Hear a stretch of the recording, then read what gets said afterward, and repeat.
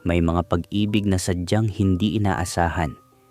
Yung tipong sa gitna ng inisan, bangayan, at siraan ng gamit, biglang may spark na nabubuo. Ganito ang kwento ni Larry at Troy, mga stepbrother na sa simula'y parang aso't pusa, pero unti-unting natutong magmahal sa ilalim ng parehong bubong. Welcome sa isa na namang kwento ng pag-ibig, kilig, at komplikadong damdamin dito sa ating channel. Kung mahilig ka sa mga BL stories na may halong asaran, kiligan at drama, please like, share, at huwag kalimutang mag-subscribe. At syempre, i-on mo na rin ang notification bell para lagi kang updated sa mga bagong kwento natin. Special shoutout kay Keno Jones from Iloilo. Maraming salamat sa walang sawang suporta. Ikaw ang inspirasyon ng marami sa ating mga tagapakinig. Ngayon, ihanda na ang sarili dahil heto na ang kwento ng stepbrother.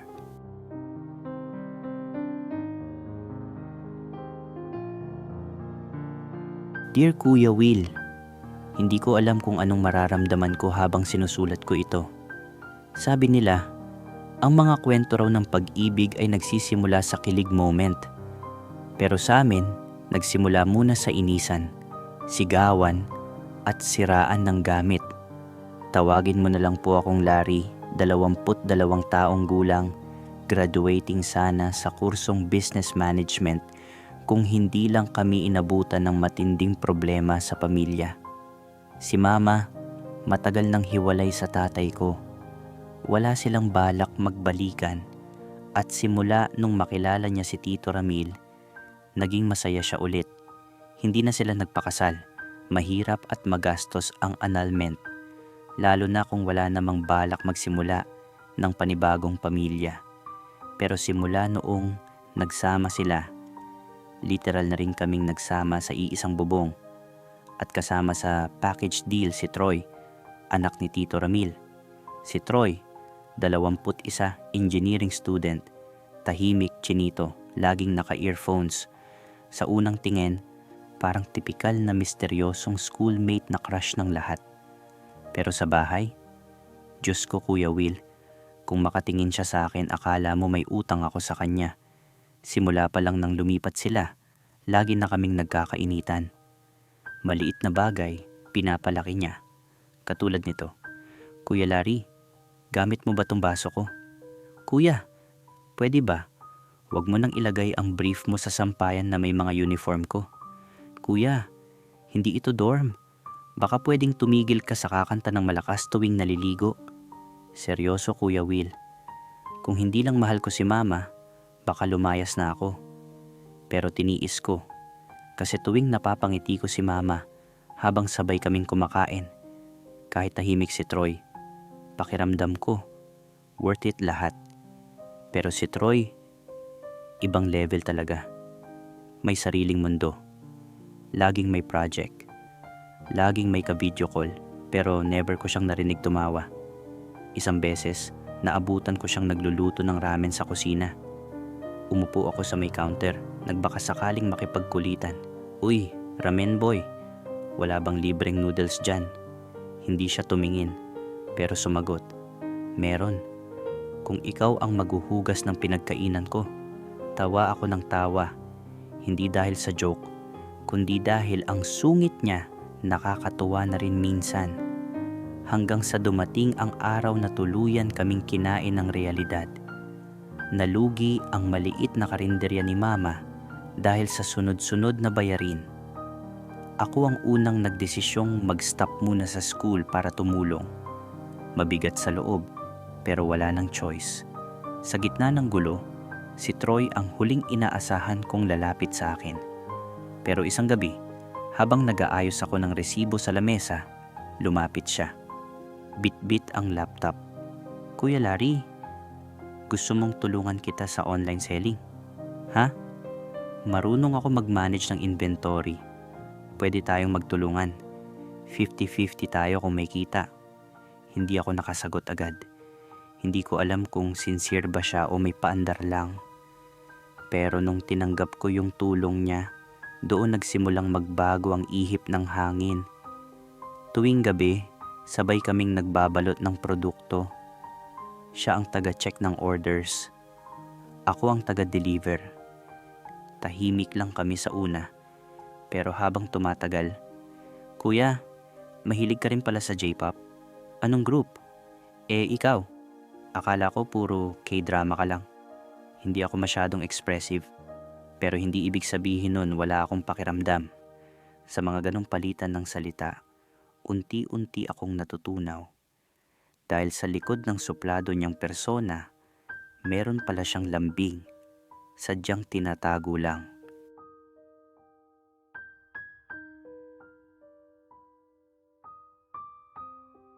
Isang gabi, habang sabay kaming naguhugas ng pinggan, may dim light lang sa kusina. Tahimik kami. Tapos, bigla siyang nagsabi, "Kuya, sorry pala kung naging masungit ako nun." "Ha? San galing yun?" "Hindi ko lang kasi matanggap dati. Bigla na lang may kasama ako sa bahay. Pakiramdam ko, inagaw mo yung mundo ko." Napatingin ako sa kanya. Hindi ko alam kung anong sasabihin ko. Pero bago pa ako makapagsalita, tinapik niya ang balikat ko. Tapos ngumiti. "Kuya Will, tangin na." Doon ako kinabahan kasi yung ngiti niya, hindi na pang stepbrother. Hindi ko alam kung tama pa bang manatili ako sa iisang bubong kasama siya. Pero isang bagay lang ang malinaw. Unti-unti kong nakikita si Troy hindi lang bilang anak ng partner ni Mama, kundi bilang taong hindi ko na gustong mawala sa buhay ko. At siguro, dito palang nagsisimula ang tunay na gulo at tunay na kwento ng hindi inaasahang pag-ibig.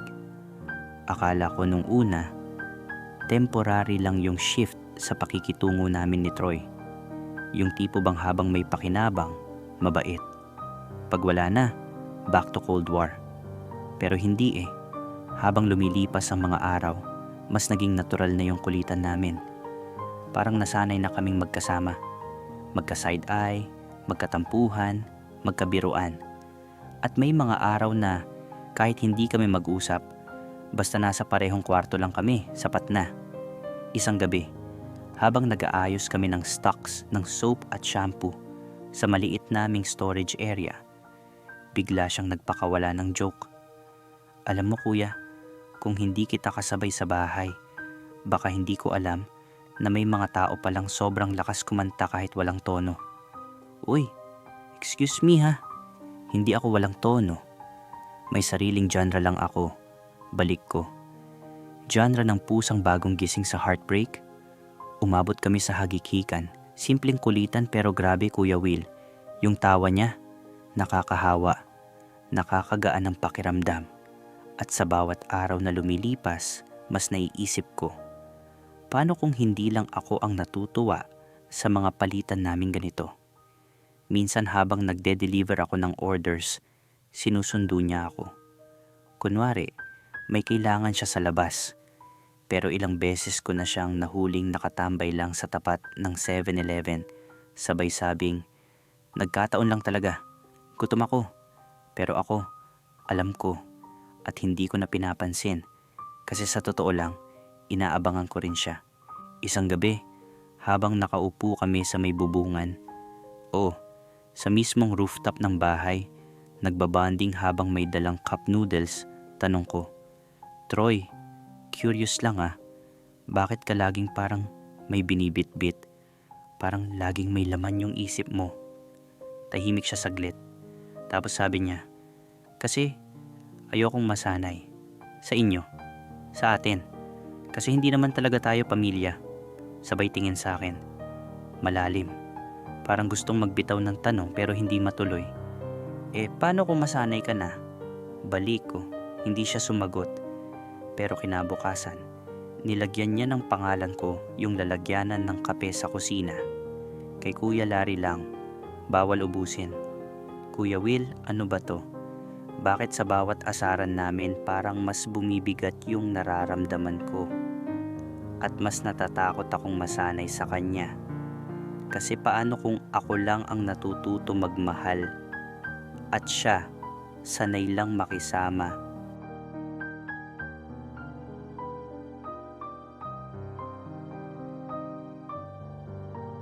Akala ko nasanay na ako sa mga almost. Yung mga bagay na parang pwede pero hindi pwede.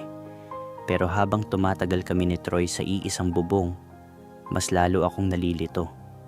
Kasi lahat ng kilos niya parang may ibig sabihin, pero sabay babawi rin ng distansya. Isang linggo matapos ang rooftop talk namin, nagsimula siyang sumabay sa akin sa mga delivery. "Kuya, sama ako. Gusto kong makakita ng ibang tao bukod sa laptop screen." Ang totoo, masaya ako. Kasi habang nag-aabang kami ng jeep, habang nag-aabot ng orders, habang umuulan, at sabay kaming nagtatakbuhan papunta sa 7-Eleven para sumilong. Lahat yon parang montage ng romcom na hindi ko inaakalang ako pala ang bida. Isang gabi, habang nakatambay kami sa terminal, basa pa kami sa ulan. Umorder kami ng pares. Tahimik lang siya habang humihigop ng sabaw. Sabi ko, "Ang lungkot mo ata." Sabi niya, "Wala lang.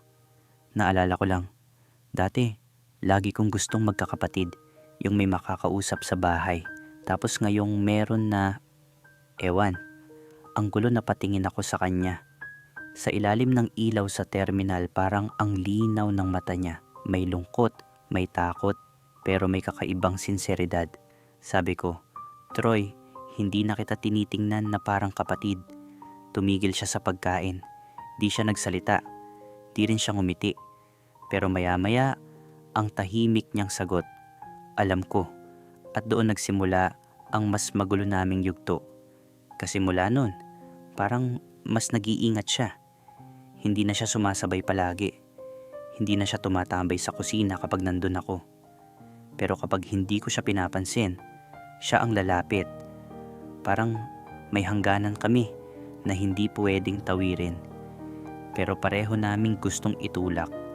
Hanggang isang gabi, may inabot siyang mainit na tsaa sa akin habang nasa sala kami. Sabi niya, "Kahit anong mangyari, kuya, sana huwag kang umalis dito." Sagot ko, "Bakit?" "Kasi kahit anong gulo, kahit anong ingay, mas gugustuhin ko pa rin na nandyan ka." At sa unang pagkakataon, Kuya Will, napalunok ako. Kasi gusto ko rin sabihin sa kanya yon. Pero paano kung hindi sapat ang "nandito lang ako"? Paano kung gusto ko na siyang hawakan, yakapin, mahalin, nang higit pa sa pwedeng tanggapin ang sitwasyon namin?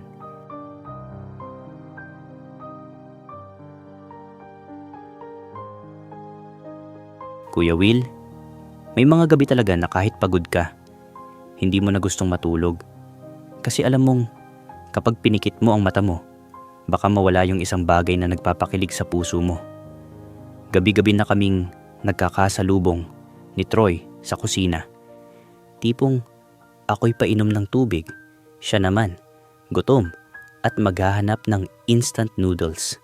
Tapos doon kami magsisimula, tawanan, kantsawan, minsan seryosong usapan sa gitna ng tahimik na gabi.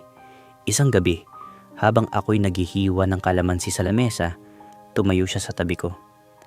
"Lime cutting level pang master chef," sabi niya. "Syempre, chef by heart." Sagot ko sabay irap pero may ngiti. "Pwede ka na magluto ng puso." Napatawa ako. "Puso mo ba?" Hindi siya sumagot. Tinitigan lang ako. Yung tingin na hindi mo alam kung lalayo ka o lalapit. Hanggang sa bigla siyang ngumiti, yung paborito kong ngiti niya, bahagyang pilit pero ramdam mong totoo. Lumipas ang mga araw at mas naging masinsinan ang mga usapan namin. Hindi na lang basta kulitan, parang unti-unti na kaming umaamin, hindi sa salita kundi sa mga kilos. Sa mga tahimik na pag-upo sa sala, habang nanonood ng series, sa mga sabayang paglalaba. Sa mga text niya kapag wala ako, "Ingat ka, medyo maulan." Tapos, isang gabi, nasira ang ilaw sa kwarto ko. Wala nang ibang mapaglipatan kaya tinanong ko siya kung pwede akong makitulog. Tahimik lang siya pero tumango. Sa kama niya, Magkabilang gilid kami. Parehong naka-headphones.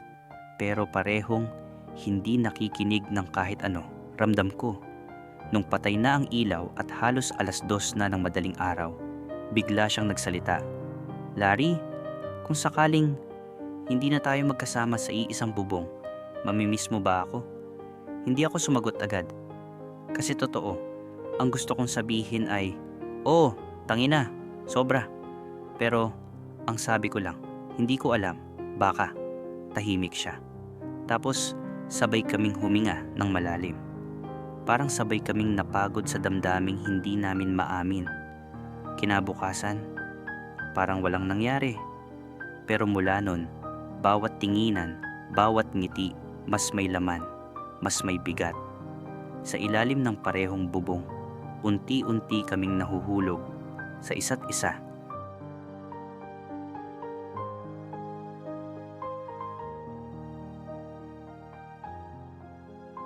May kasabihan daw na kapag araw-araw mong kasama ang isang tao, hindi mo agad mapapansin na nahuhulog ka na.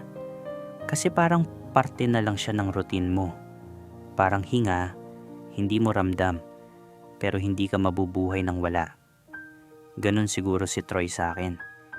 Isang umaga, habang nag-aalmusal kami ni Mama, dumating si Troy galing overnight sa thesis defense nila. Mukha siyang pagod, magulo ang buhok, at naka-shirt na may logo ng universidad nila. "Good morning," bati niya. Hindi ko alam kung bakit pero natigilan ako. Kasi sa unang pagkakataon, na-realize ko, ang gwapo pala talaga niya. As in yung tipong, kung hindi lang kami magkakasama sa bahay, baka type ko siya. Ay, teka, mali pala. Type ko nga pala talaga siya. Napansin siguro ni Mama na parang natulala ako. "Oh, Larry, parang nakakita ka ng multo." Napatawa lang ako, pero si Troy, napangiti. Yung tipong ngiti na may bahid ng biro. At alam ko, naramdaman din niya yung saglit na connection na hindi namin binibigkas. Simula nun, lalo akong naging conscious. Kapag dumikit siya sa akin sa sofa, parang ang init. Kapag ginugulo niya buhok ko habang nagkakape kami sa umaga, parang gusto kong yakapin siya pabalik. Pero syempre hindi pwede. Hanggang isang araw, nagkayayaan kaming mag-movie night. Kami lang dalawa. Nasa work si Mama. Nag-order kami ng pizza, may soda, at sinadyang patayin ng ilaw para feel daw. Nanood kami ng isang coming of age na film. Tungkol sa dalawang lalaking naging magkaibigan sa high school, tapos nahulog sa isa't isa pero hindi umamin. Sa dulo ng pelikula, hindi sila nagkatuluyan. Pero ramdam mo yung sakit. Tahimik kaming pareho. Pagkatapos ng credits, pinatay niya ang TV. Tapos umupo siya paharap sa akin. May tanong ako, "Ma'am, kung sakali lang na may nararamdaman ka para sa isang taong hindi mo dapat magustuhan, ano gagawin mo?" Para akong natuyuan ng laway.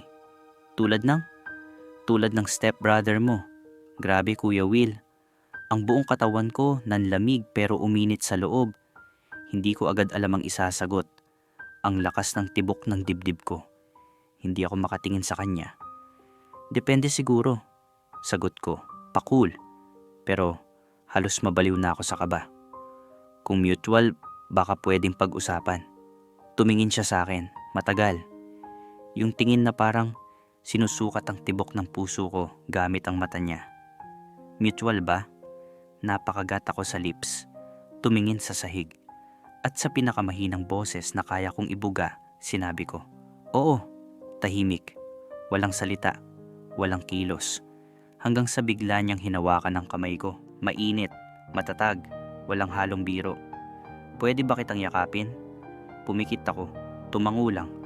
At doon, Kuya Will, sa unang pagkakataon, niyakap niya ako. Mahigpit. Buo at totoo. Walang halikan. Yakap lang. Pero sapat na para maramdaman ko na may isang tao sa ilalim ng parehong bubong na pareho kong mahal at natatakot. Kasi ang totoo, masarap ang yakap, Pero mas nakakatakot ang tanong, hanggang kailan kami pwedeng magyakapan sa isang mundong bawal kami sa isa't isa?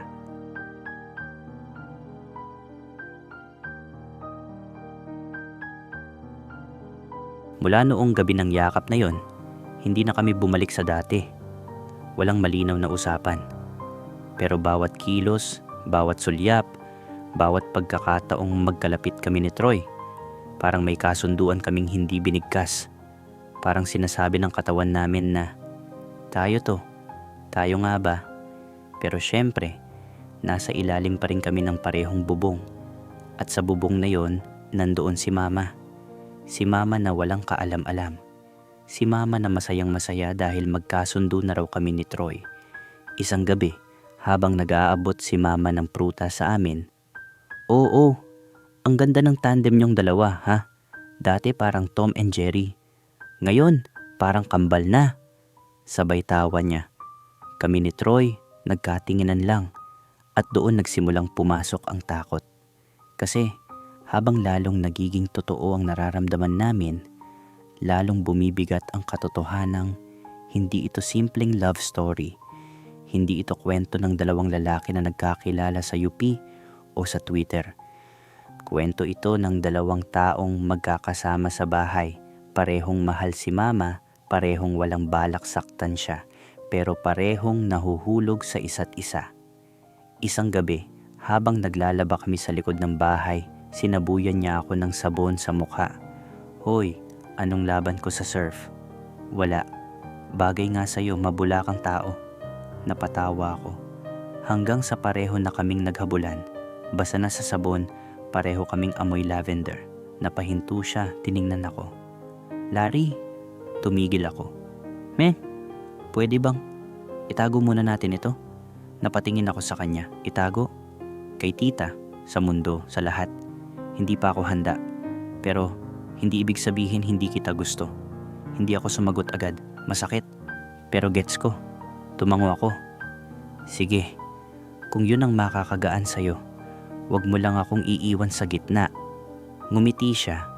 Yung ngiting ramdam mong puno ng pasasalamat, pero may halong takot. At doon ko lalong minahal si Troy. Hindi dahil sa lambing niya, kundi dahil sa totoo siyang tao. Natatakot, naguguluhan, pero nagsasabi. Mula noon, mas naging maingat kami. Walang hawakan kapag may ibang tao. Walang titigan ng matagal. Pero sa bawat sulyap, sa isa't isa sa pagitan ng mga halakhak ni Mama, sa bawat pasimpleng pagdikit ng tuhod habang nanonood ng TV, sa bawat text niya ng "ligtas ka ba pauwi?" Doon kami naging totoo. Pero sa totoo lang, Kuya Will, ang pinakamahirap na itago ay ang kasiyahan. Isang gabi, tinanong ako ni Mama habang naguhugas kami ng pinggan. "Larry, may iba kang aura ngayon. Mas masaya ka. Mas magaan ka. May bago ba?" Natigilan ako. Napatingin ako sa pinggan. "Wala, Ma. Siguro kasi okay lang lahat lately." "Siguro nga. Basta, anak, kung may tinatago ka man, sana alam mong hindi kita huhusgahan." At yun ang pinakamabigat. Kasi paano kung nalaman niyang ang ikinasaya ko ay ang taong itinuturing na anak-anakan niya? Paano kung ang sikreto ko ang siyang makasira sa saya niya? Kuya Will, masaya ako. Pero habang lumalalim ang gabi sa ilalim ng parehong bubong na to, lalong lumalalim ang tanong, hanggang kailan kami magiging masaya ng palihim?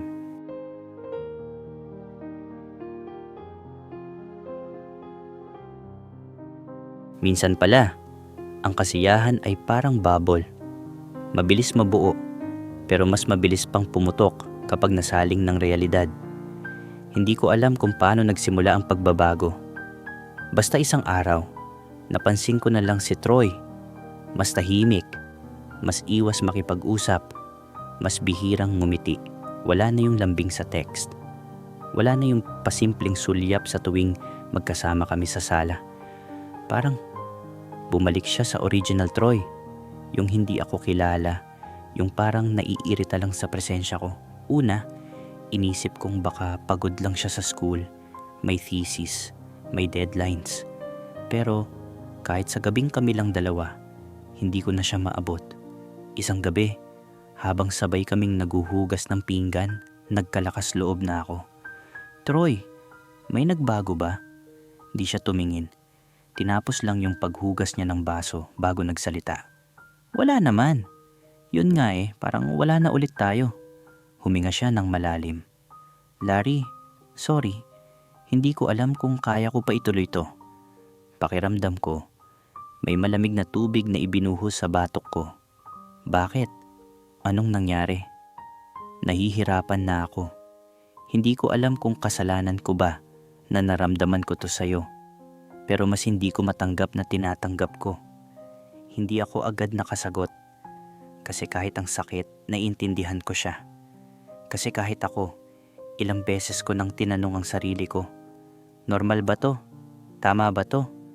Pero ang hindi ko maintindihan ay kung bakit siya biglang umatras.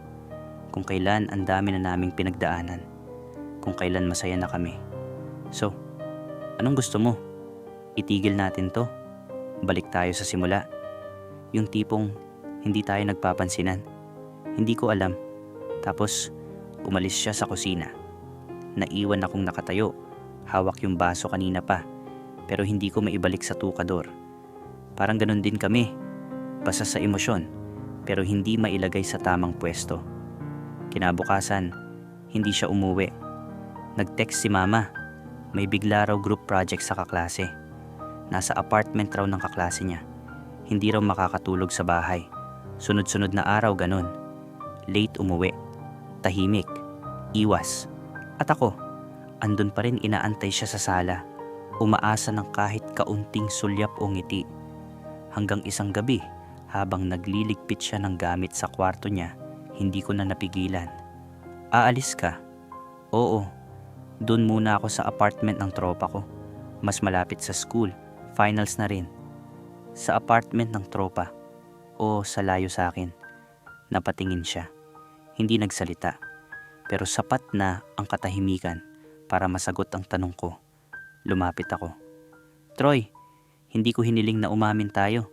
Hindi ko rin hiniling na magpadala ka ng todo ka sa nararamdaman mo. Pero tangin na. Huwag mo naman akong iwan na parang wala tayong pinagsamahan. Tahimik ulit. Tapos, pinitbit niya yung bag niya. Naglakad papunta sa pinto. Huminto sandali. Hindi tumingin sa akin. Pasensya na, Larry. At umalis siya. Kuya Will, alam ko naman, simula't simula pa lang mahirap na. Hindi normal, hindi ideal, pero hindi ko akalain iiwan niya ako. Hindi dahil ayaw niya ako, kundi dahil natakot siyang mahalin ako.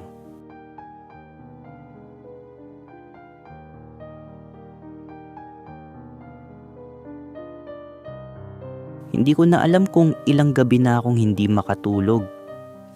Parang nawala yung ingay sa bahay. Wala na yung bukas-sara ng pinto ng kwarto niya. Wala na yung kaluskos ng paghigop niya ng ramen tuwing 12:00 ng gabi. Wala na si Troy. Pero mas masakit pala yung wala siya sa paligid. Pero punong-puno pa rin siya ng espasyo sa utak mo. Sa bawat sulok ng bahay may iniwang alaala. Yung sofa kung saan kami nagkatabi habang nanonood. Yung maliit na mesa kung saan kami nagkakape. Yung doorknob na minsan niyang sinira, tapos siya rin ang nag-ayos. Lahat may bakas niya. Umiiwas ako sa tanong ni mama kung okay lang ba ako. Wala naman siyang alam sa nangyari. Hindi ko kayang ikwento. Paano ko ba sasabihin na yung anak ng partner niya na halos tinuring ko ng kapatid ay minahal ko at iniwan ako? Ang ironic, Kuya Will. Dati, galit na galit ako na may kasama akong stranger sa bahay. Tapos ngayon, hindi ko na alam kung paano mabuhay nang wala siya sa loob ng bubong na to. Dumating ang graduation ni Troy. Hindi siya nagyayang sumama ako. Pero sumama ako, hindi para sa kanya, kundi para kay mama. Isa rin naman siyang proud tita. Umupo lang ako sa likod. Hindi niya ako nakita. Pero ako, buong program, siya lang ang tinitingnan ko. Pagkatapos, lumapit si mama sa kanya, niyakap siya, at binati. Ako, umalis na lang. Hindi ko kinaya. Masakit makita na masaya siyang wala ako. Pag-uwi ko ng bahay, walang katao-tao. Pumunta ako sa kwarto niya, open ang ilaw. Wala siyang gamit, pero may naiwan siyang maliit na envelope sa kama. Nanginginig ang kamay ko habang binubuksan ko. At doon ko nabasa ang sulat. Larry, pasensya ka na kung hindi ako lumaban. Pasensya kung hindi ko kinayang panindigan ang mga naramdaman ko. Alam kong nasaktan kita. Mas nasaktan pa kita dahil hindi ko sinabi kung gaano ka kahalaga sa akin. Akala ko, kapag lumayo ako, mas madali. Pero hindi pala. Araw-araw iniisip kita. Araw-araw tinitimbang ko kung tama ba tong desisyon ko.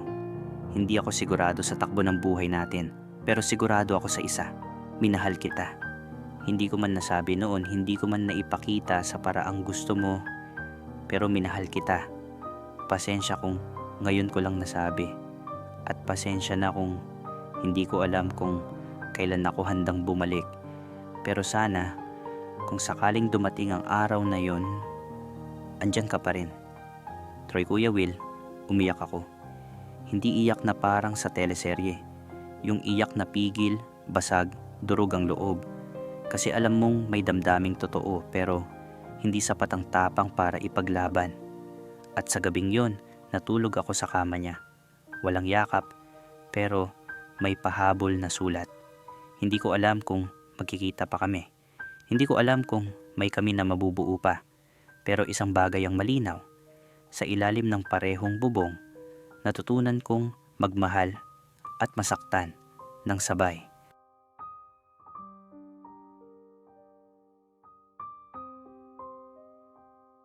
Kuya Will, lumipas ang mga buwan, hindi pa rin ako nakaka-move on. Oo, nagpatuloy ang buhay. Naghahanap ako ng trabaho, tinulungan ko si mama sa maliit naming online business, tinry kong maging busy. Pero kahit anong gawin ko, ang dami pa ring alaala ni Troy na paulit-ulit sa isip ko. Tuwing umuulan, naaalala ko kung paano siya tumatakbo palabas para kunin yung mga sinampay kahit wala siyang salawal. Tuwing gabi, naaalala ko yung ingay ng keyboard niya sa kabilang kwarto o habang nagsusulat siya ng code o nanonood ng anime. Wala akong balita sa kanya, ni isang mensahe, wala.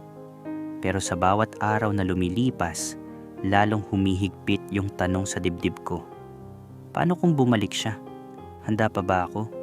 Isang gabi, habang nag-aayos ako ng mga lumang gamit sa lumang kwarto niya, may natagpuan akong maliit na box sa ilalim ng kama. Akala ko basura lang, pero nang buksan ko, andun yung panyo ko na nawawala, ticket ng first concert na pinuntahan namin, na hindi niya inamin na nag-enjoy siya, at isang Polaroid. Kami, natutulog sa sala. Pareho kaming mukhang pagod, pero magkatabi. Kinunan pala yun ni mama. Doon ako tuluyang bumigay. Kinabukasan, nagpa siya akong maglibot. Hindi ko alam kung saan ako pupunta, pero parang may humihila sa paa ko. Sa dulo ng lakad ko, biglang bumuhos ang ulan. Tumakbo ako papunta sa waiting shed. Para na akong naligo sa ulan. Tawa na lang ako sa sarili ko hanggang sa marinig ko yung boses na kahit anong tagal ng panahon, hinding-hindi ko makakalimutan. Larry, paglingon ko, andun siya. May hawak na payong pero hindi ko pwedeng hindi siya makilala. Troy. Napatitig lang kami sa isa't isa. Walang salita sa ilang segundo. Hanggang siya na ang bumasag ng katahimikan. Gusto mo ng payong? O gusto mong marinig muna kung bakit ako bumalik? Hindi ako makapagsalita. Bumalik ako, hindi para guluhin ka. Bumalik ako kasi araw-araw kahit nasaan ako, ikaw pa rin yung gusto kong uwian. Kuya Will, hindi ko alam kung anong meron sa gabing yon. Siguro dahil sa ulan. Siguro dahil sa bigla ang pag-amin. Siguro dahil matagal na naming pinipigilan pareho ang dapat sanang matagal nang nangyari. Ni hindi ko na inabot yung payong. Basta hinila ko siya papasok sa waiting shed. Basang-basa kami, nanginginig sa lamig, at pagkatapos ng ilang buwang katahimikan, sa wakas, niyakap ko siya matagal. Mahigpit, walang paliwanag, wala ring tanong. Pag-uwi namin, basang-basang tumambad kami kay mama. Nagulat siya pero ngumiti, parang alam na niya matagal na. At sa gabing yun, Kuya Will, unang beses ko ulit naramdaman na hindi ako nag-iisa. Pero alam naming pareho, hindi pa ito ang ending.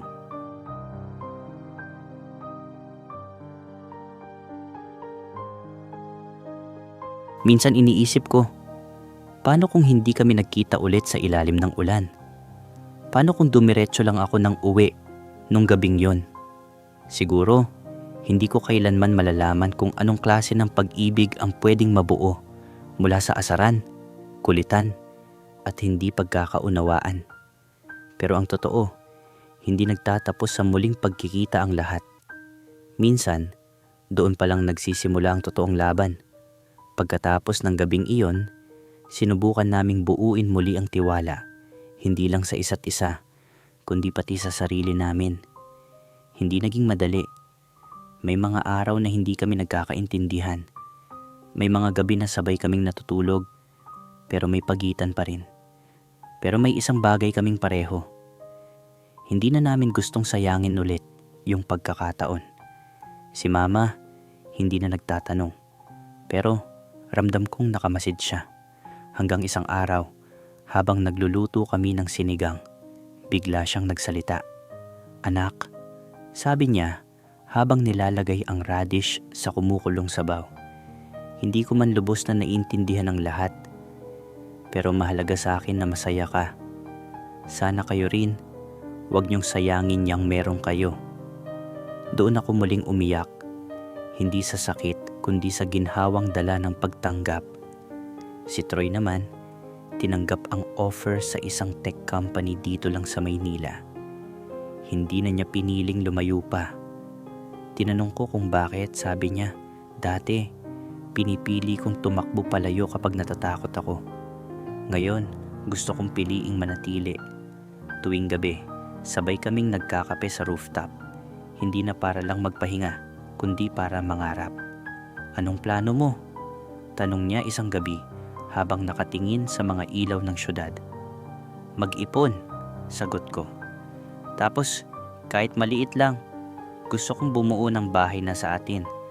Hindi lang tahanan, kundi buhay na pinili nating buuin." Napatingin siya sa akin tapos ngumiti. "Basta may espasyo para sa computer ko. At electric fan, kasi mainit kang katabi." Sabay kaming tumawa. Kuya Will, hindi pang fairy tale ang kwento namin. Wala kaming dramatic confrontation na may sigawan o habulan sa airport. Pero meron kaming katahimikan na pinili naming punuin. Ng tiwala, ng pag-unawa, at paulit-ulit na pagpili. Hanggang ngayon kasama ko pa rin siya sa iisang bubong na hindi na lang basta tirahan. Bubong na puno ng alaala ng tampuhan, pagtanggap at pagmamahalan. At kung may natutunan man ako sa lahat ng ito yun. Hindi lahat ng relasyon nasusukat sa mga grand gesture. Minsan, mas totoo ang pagmamahalan sa araw-araw na tanong na, "Kumain ka na ba?" o "Sabay tayo matulog?"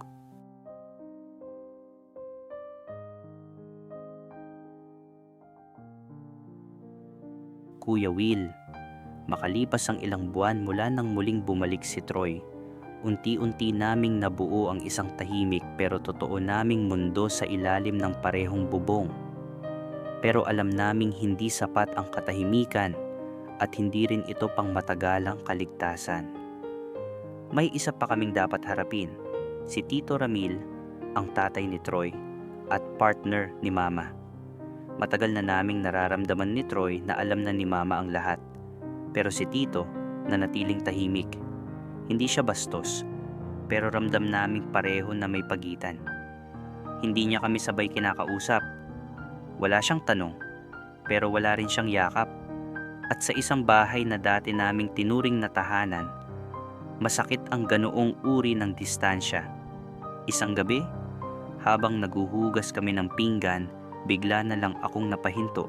Tinanong ko si Troy, "Handa ka na ba talaga?" Tumingin siya sa akin.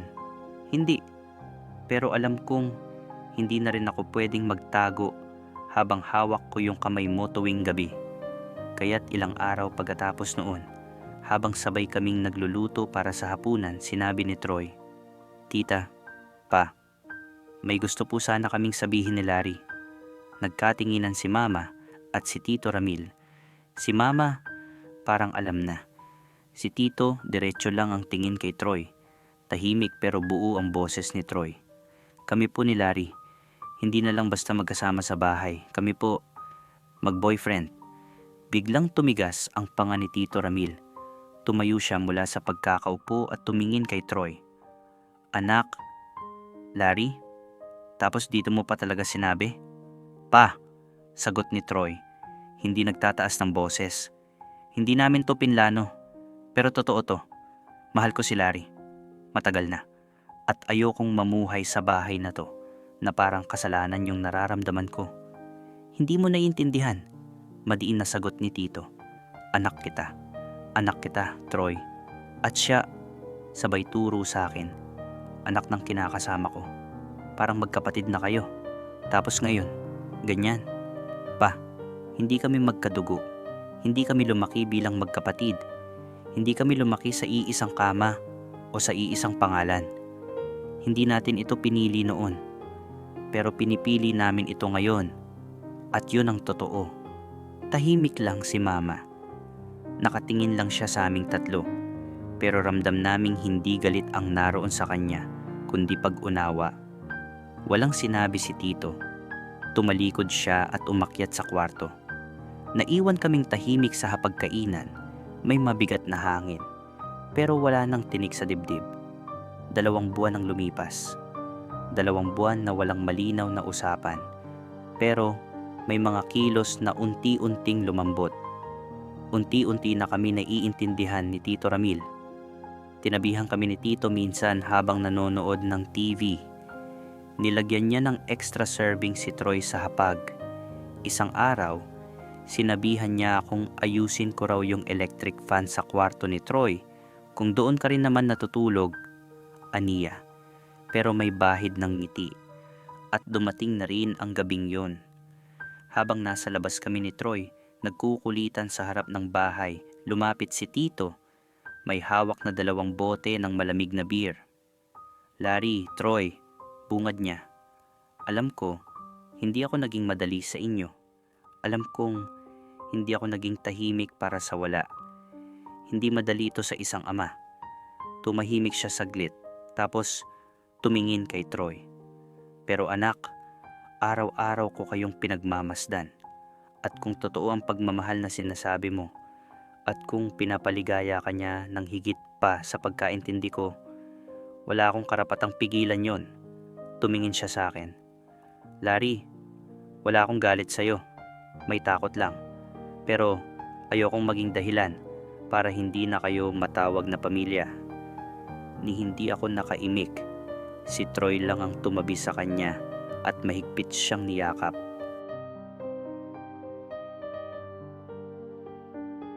"Kuya Will, hindi naging madali ang pag-amin. Hindi rin agad na unawaan. Pero natutunan ko, minsan pala ang pinakamahalagang yakap, hindi yung una mong hiningi, kundi yung dahan-dahang ibinigay sa tamang oras, nang walang pilitan. At sa gabing yon, sa ilalim ng parehong bubong, sa wakas, naramdaman naming buo na ulit kami. Pagpasok namin sa kwarto, si Troy, hindi na nagsalita. Dumiretso siya sa kama, tapos tinapik ang espasyong katabi niya. "Dito ka," bulong niya. Sa tabi ng taong hindi ko na kayang mawala. Humiga ako. Tahimik lang kami habang pinakikinggan ang mahinang ugong ng electric fan, yung parehong electric fan na tinuro ni Tito para ayusin ko.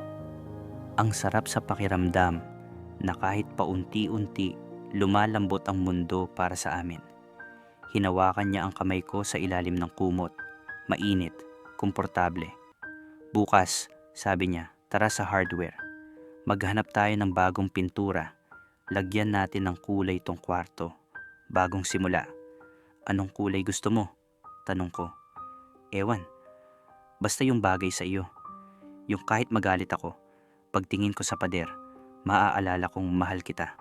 Tumawa ko. Ang corny mo. Tanggapin mo na. Corny na ako pero sa iyo lang. At sa gabing yun, habang magkatabi kaming nakahiga, marahang hinigpitan ni Troy ang pagkakahawak niya sa kamay ko. Tapos, mahina niyang ibinulong. Sa dulo ng araw, ikaw pa rin ang gusto kong uwian.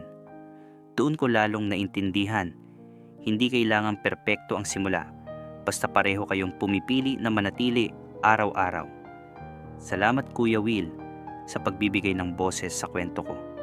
Sana, kahit papaano, magsilbing paalala ito sa iba na ang tunay na pag-ibig hindi kailangang ipagsigawan basta't pinaninindigan, pinipili at nilalaban.